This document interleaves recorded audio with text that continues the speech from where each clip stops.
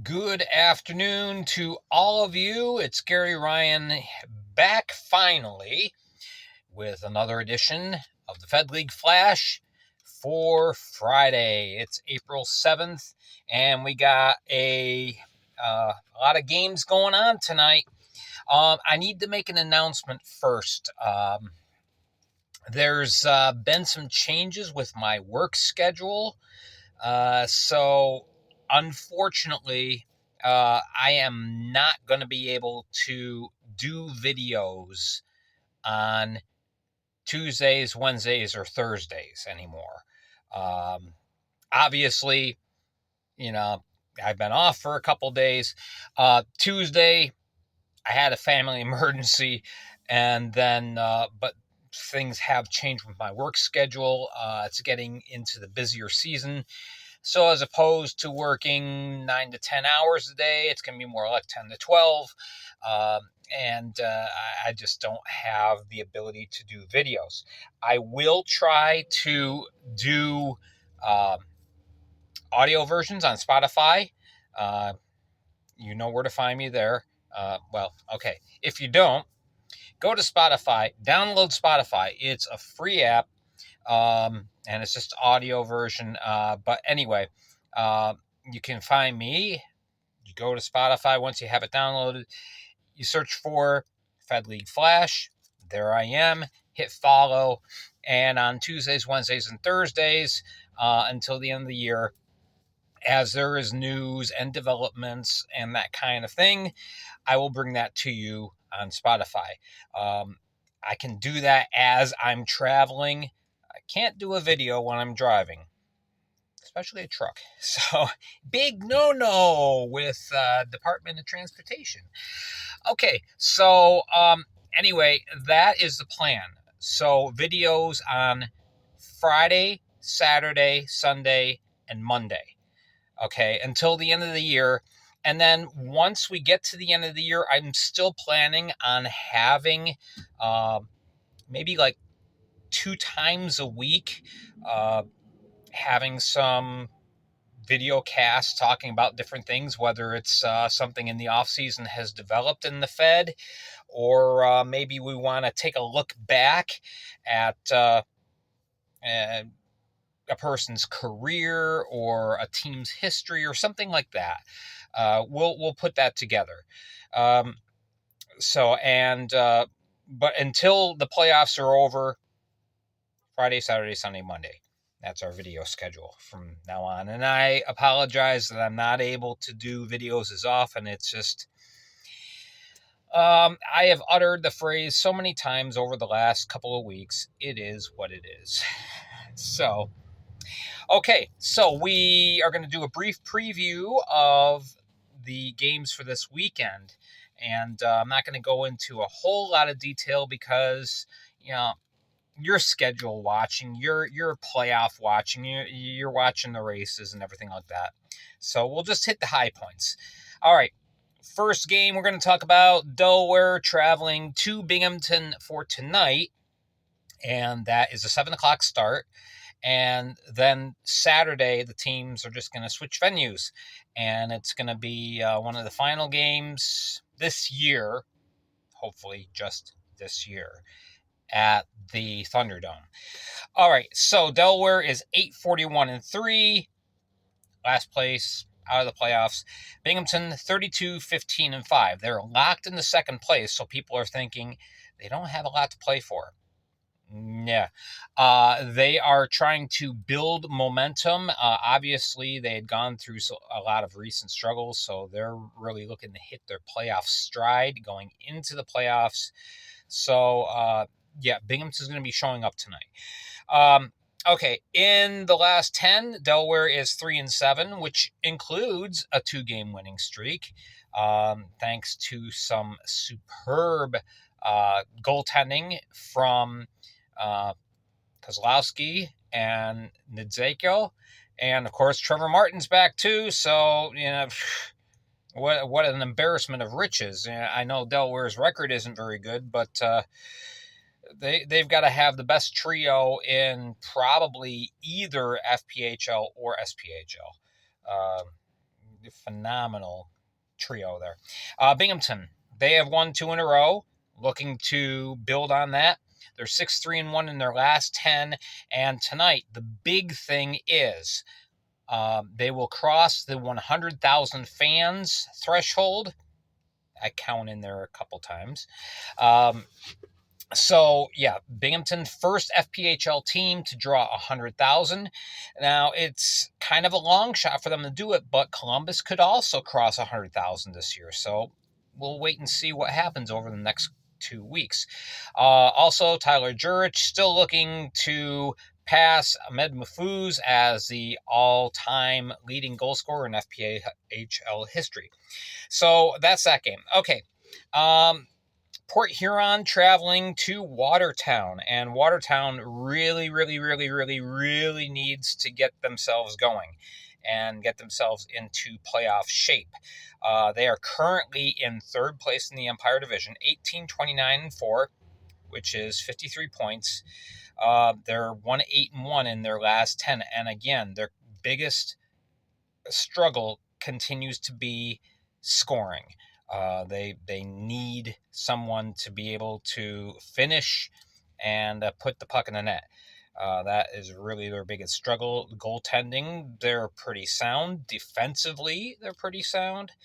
So, yeah, no worries there. But anyway, Port Huron, in the meantime, they are pretty much relegated to fourth place in the Continental Division. They are 26-22-4. But right now, you looking okay? They've won. No, I have that wrong. Okay. Anyway, Port Huron looking for some momentum. Right now, 1 point for Motor City, either gained by Motor City or lost by Port Huron, and third and fourth is settled. Motor City would clinch the third spot in the Continental, and Port Huron would be fourth. So there is that. 7:30 both nights, Friday and Saturday, again up at the Watertown Municipal Arena, Prowlers and the Wolves. All right, then we go to Danbury, where Elmira will be making the bus trip over to Connecticut. And Elmira, 5 games remaining, they are 6 points behind Watertown at this moment. So if they're going to make a move, they've got to make it now. 18-29-4 for 47 points. Again, in their fourth spot right now.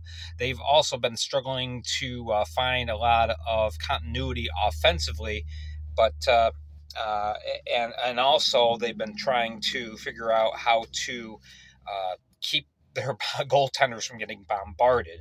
But they made a couple signings this week, so hopefully that'll help. All right, Elmira's lost 2 in a row. They're 2-7-1 in their last 10. Again, 6 points behind the Wolves. Danbury, of course, they continue to roll on, 47-5. They've won 4 in a row. They're 9-1 in their last 10. And it's a 7:30 contest tonight at the Danbury Ice Arena, 7 o'clock on Saturday. And this is going to be a real tough test for Elmira. But again, they're looking to see if they can gain ground on Watertown, and time is almost out to do it. So 5 games left. Now, Elmira and Watertown do play head-to-head once next Wednesday. But we'll talk about that later. Okay, Motor City is visiting Mississippi down in Biloxi. And Motor City, like I said before, 1 point. That's all they need, and they lock up third place. They can't reach second, but they would definitely lock up third if they gain a point over the course of the next 4 games. 30-16-6 with 91 points, and they have won 6 in a row now, 8-2 in their last 10. Mississippi, 15-33-4 on the outside, looking at the golf links. But hey, they're in a nice place to do that. They have lost 4 in a row. They're 3-7, but they have been playing much better as of late. Mississippi, let's not forget, they got off to a 2-11-1 start. So just doing the math here, that's 13-22-3 since then. So that's not a great record, but it's a lot better. Obviously, the offensive duo of Yanni Lariakos and Yaro Yadaktimov, yes, you knew I was going to say that name, they have been leading the way and providing a lot of excitement in Biloxi. And they continue to draw, which is great. That's a good thing to see. 8:05 start time Eastern time, both nights, because of course it's 7:05 Central time. All right, and then the final game of the day is Carolina and Columbus, the big clash of the Titans. This is the game to watch. If you can only choose one game to watch, I would highly recommend this because this is going to be a battle. First place on the line in the Continental Division, 1 point separates both teams. And so this is not decided by a long shot. 3 of the 4 games will be in Columbus, 4th game in Carolina.